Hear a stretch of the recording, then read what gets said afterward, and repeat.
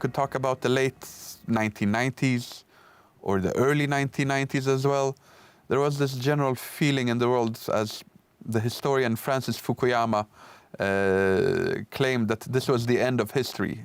And by history, he meant the previous competition on the world stage with war being used as a tool.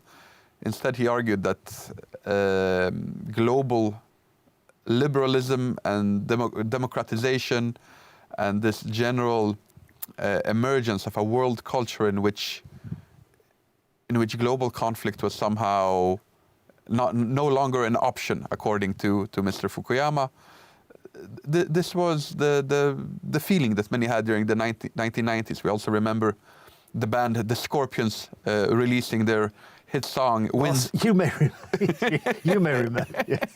Well, I was around, but I don't think I was able to understand the lyrics of the song. But it was famously called the "Winds of Change." That now one could travel to Moscow and walk down the river Moskva, and the Americans and the Soviet Union. Yes, and at the time one would have not expected it to be so short-lived, essentially. Yeah, absolutely. It did seem we'd reached, but that we had reached a new plateau of sort of general contentment. And indeed, at the moment, I'm reading a book by Steven Pinker, Enlightenment Now, which I'm about halfway through, the thesis of which is, in actual fact, on almost every analysis. This was written, I think, came out in 2018. But on almost every analysis you care to argue. Life expectancy. Life expectancy, access to fresh water, education, etc., etc., etc. The world is a much better place. And he supports this with lots of graphs and statistical analysis. Yes. Which is actually quite interesting. I suspect until at least the invasion of Ukraine just over, 18 months ago now. Yeah. That people would have believed that. I think we tend to imagine things are worse than they are. Because especially with media. Yes, and particularly social media. People become very absorbed with their own little bubble via the little device in their pockets, and they don't look at the wider world.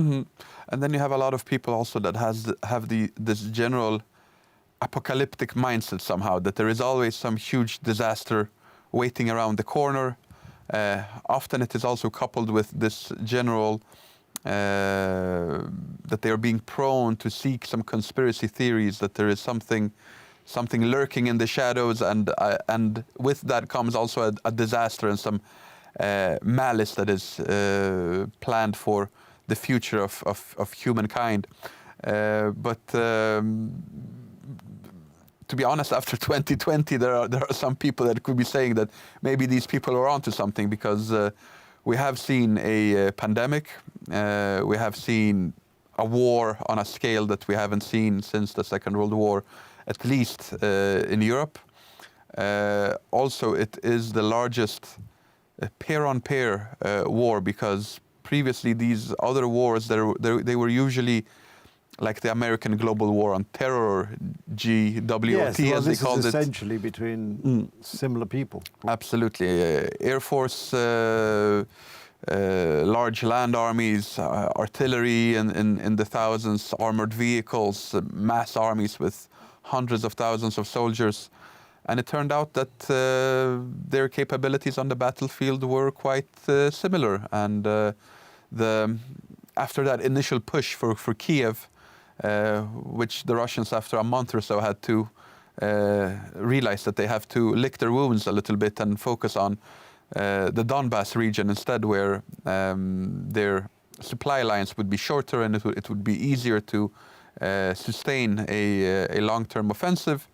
Ever since, there was another push by the Ukrainians in which they took back all of the Kharkiv region and at least a large part of the Kherson region.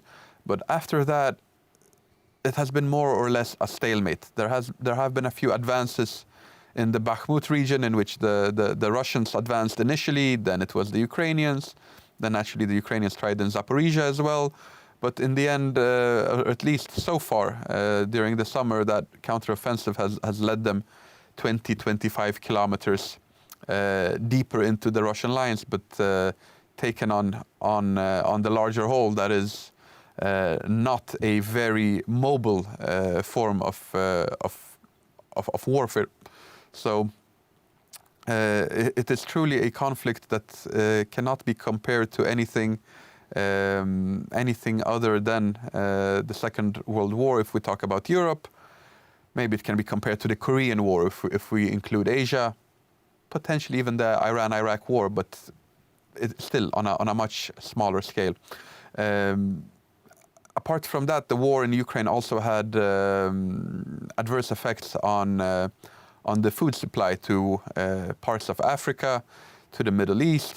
So we had the emergence of the risk of famine in certain areas. In other areas, maybe not so much famine, but rather food-driven inflation, energy-driven inflation, also a result of the war. So if we talk about these riders of the apocalypse. Adam, as usual, the clock in the corner of the room, notwithstanding this exciting discussion, is blinking at me, so we must call a pause there, but fear not, we'll pick it up next time. Alas, yet again, time has caught up with us, but don't worry, we'll continue the story next time on Poland Daily History, when we hope you'll join us. In the meantime, thank you for watching.